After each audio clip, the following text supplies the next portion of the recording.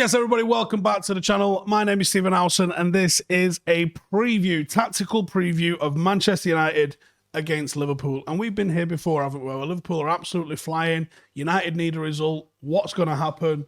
It's a great attack against a poor defence, and that could possibly be argued both ways, actually.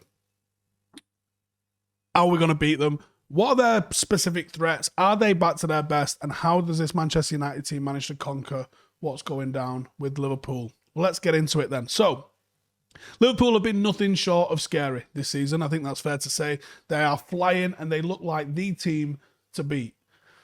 But they're not infallible. They are currently lying in second place. They are 1 point behind Chelsea. They're unbeaten in the league so far. They've got 5 wins and 3 draws in 8. Two of those 3 draws came against Chelsea and Manchester City. So, you know, they are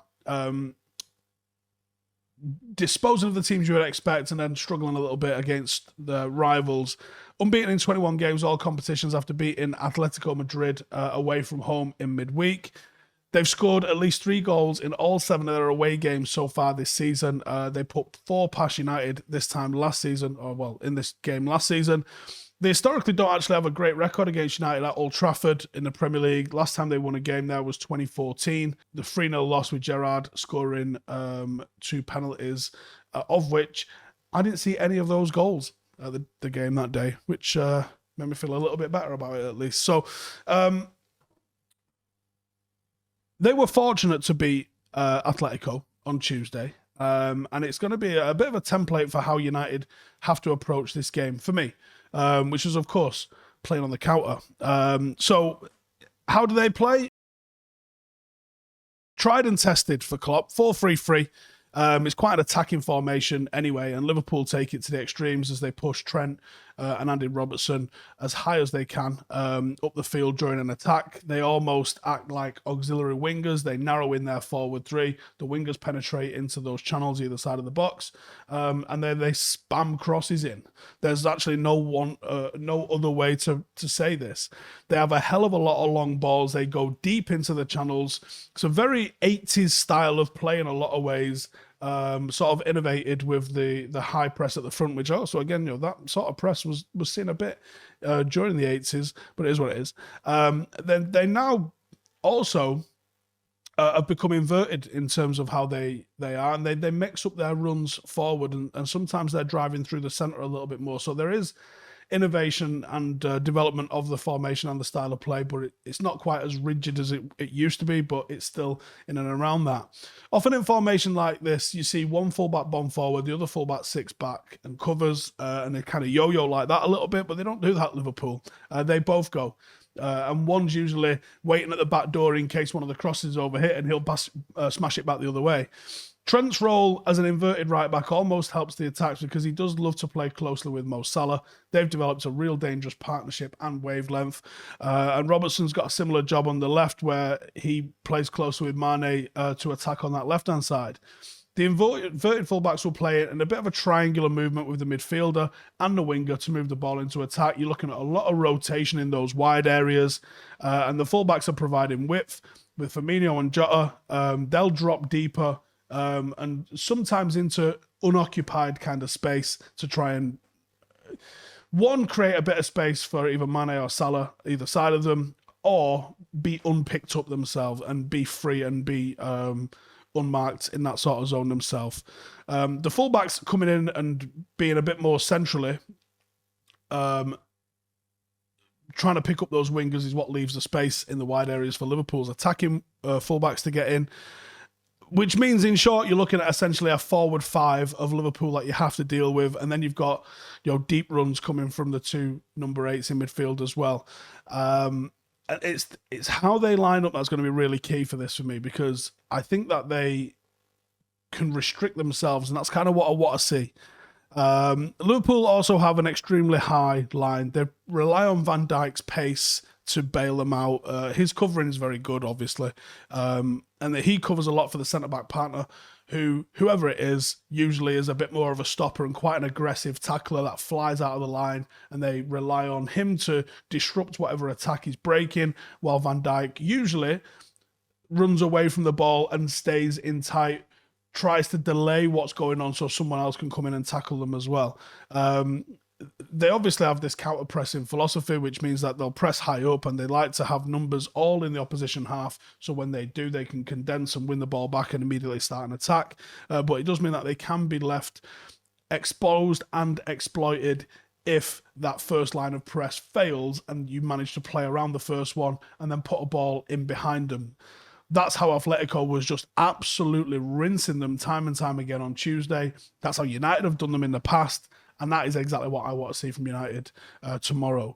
Predicted 11 for Liverpool. It's probably going to be Alisson, Trent, Matip, Van Dijk, Robertson, Fabinho, Henderson, Milner, Salah, Firmino, and Mane. The changes that you might see in there is Jota coming in potentially, but I think it'll be Firmino.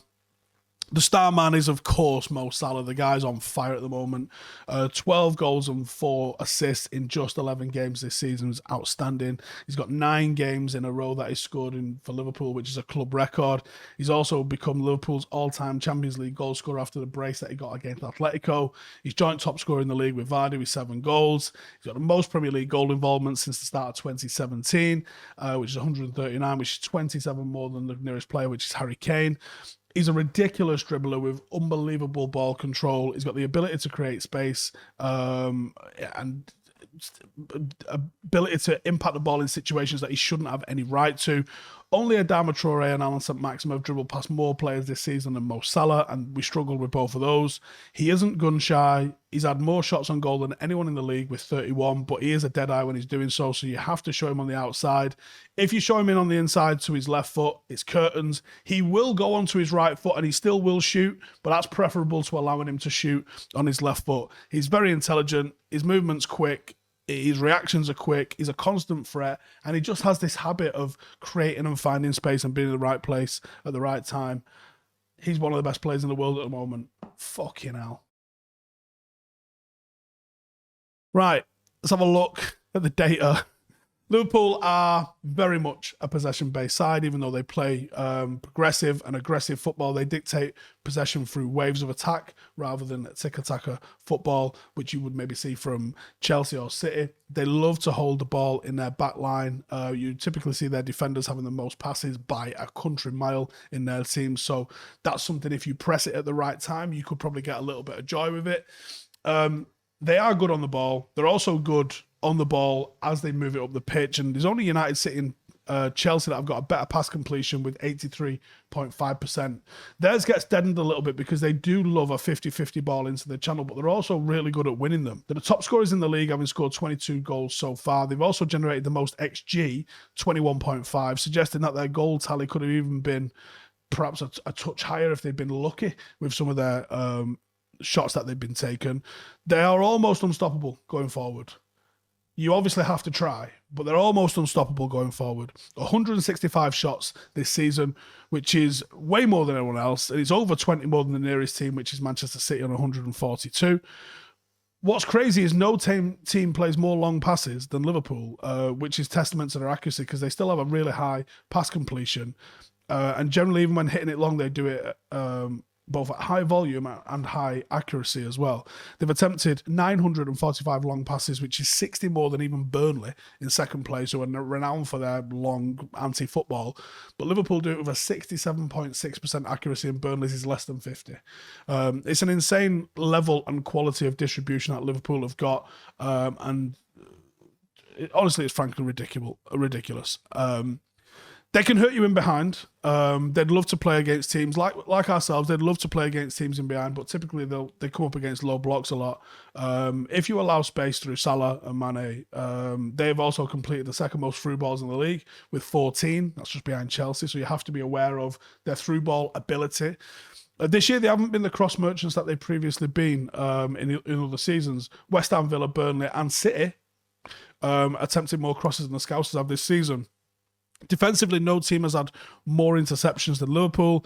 They are aggressive in cutting the passing lanes. They gamble defensively, which sometimes can catch them out, and they force teams into sloppy passing with how aggressive that their press is. And only Southampton, interestingly, I'm surprised Southampton are this high up in there, have applied more defensive pressures in their attacking third than Liverpool, suggesting about how high they press. And obviously United struggled a little bit with Southampton's press. Right. Now we've told you how good they are. How do we beat them? I've got two formations, and honestly, I'm stuck. I'm almost torn between the two. Let's talk about the obvious one at first. So the obvious one's a back four, and the back four picks itself. Shaw, Maguire, Lindelof, and Wan-Bissaka. I think Varane is still going to be out. I haven't heard any different on that. So if he is, all his press conference I've recorded before that. So if he comes and says Varane's available, well then listen to Wally, not me. Shaw, Maguire, Lindelof, and Wan-Bissaka I would expect to be the back four. If it's the back four, expect McTominay and Fred to be in front of those. Expect Bruno to be in front of him. And then here's what I would do. And I'm going against what I said last week or the week before, which is against Everton. Don't drop your best players. But I would I would choose not to select. He's not been dropped on performance. I'm selecting the right tools for the job. The right tools for the job against Liverpool will be Lingard, Cavani and Rashford. 3 forwards who aggressively press, 3 forwards who have got the pace to get in behind, and also in Cavani you've got the aerial hold-up threat and leading the line ability, which you don't get necessarily from Cristiano Ronaldo. When Liverpool attack, they attack in such numbers that they generally leave just a back 2. If you can leave a forward 3 against that back 2, defensive principle 101, you always want to be +1. So +1 means if they've got 3 forwards, you need 4. If they've got 4 forwards, you need 5. So the more players you start to leave forward, the more you're going to make them drag players back. If you can leave 3 forward, they might leave a midfielder back, they might leave one of the fullbacks back. That limits their attacking options, that limits their attacking threat. These are the chess games that need to be played against Liverpool to be able to get a result. That would be the 4-2-3-1 formation that I would get something out of. I don't think he's going to do that. I don't think he's going to drop Ronaldo, and that might be a problem. And that might be why he's looking at 4-2-4 style formations. The other option that Manchester United have got, this is something Atletico did very well, and it's also something that I think teams have found success with Liverpool in the past with, and that is a back 3. So you play a back 3 against Liverpool, you go narrow man for man against their 3 main threats. You have a defensive midfielder which drops in to give you that +1. You also have fullbacks marking or wingbacks marking their fullbacks, kind of limiting a little bit of the space. What you then need to be is electric and accurate on the counter-attack. So if I was going to play a back 3 against Liverpool, I tried to go with Shaw being the left wing back, because I think defensively he's switched off this season, and I think his attacking output's very good. And I wanted to try and bring Aaron Wan-Bissaka in as my right side centre-half, but I don't trust Dalot. And I think Tellers' output is better than Dalot's output.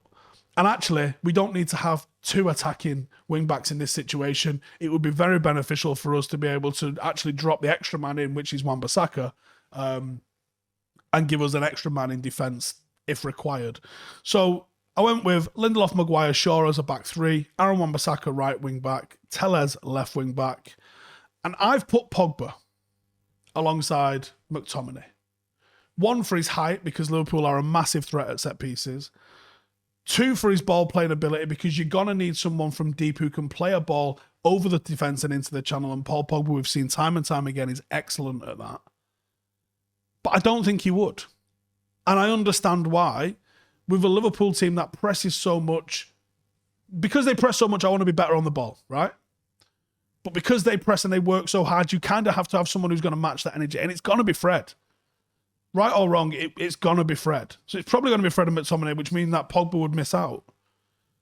Bruno's going to play. And I think this is the kind of game where he could still thrive.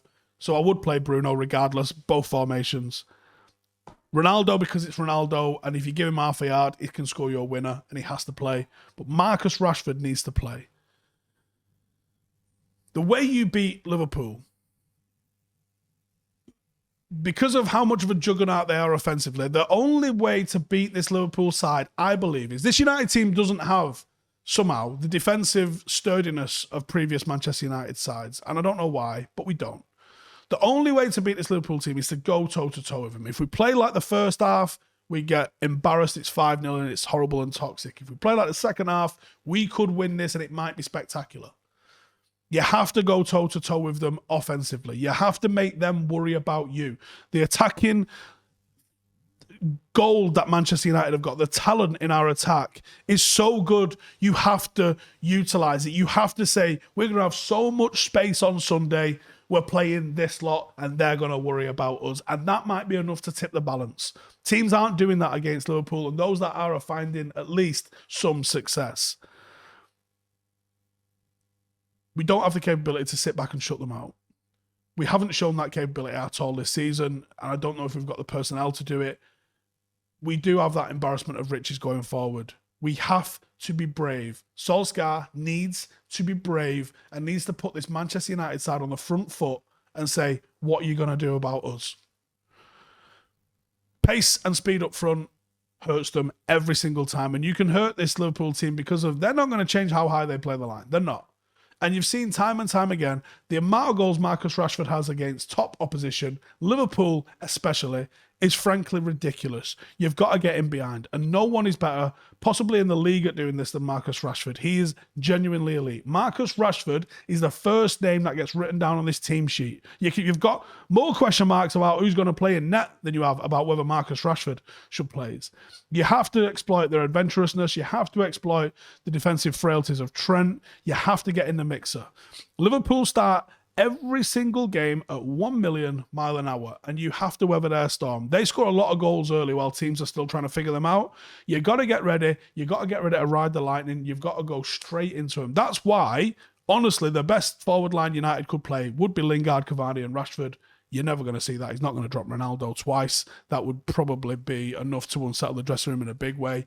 You've got to hit them well there, sleeping later on in the game, because that's when they can wake up into that second wind, and you don't want to wake them up. You've got to hit them hard and get them out of there as quick as possible. You get past that initial surge where you're in front or level, they do slow down because of the tempo and intensity that they start games with. That's when they're the most vulnerable.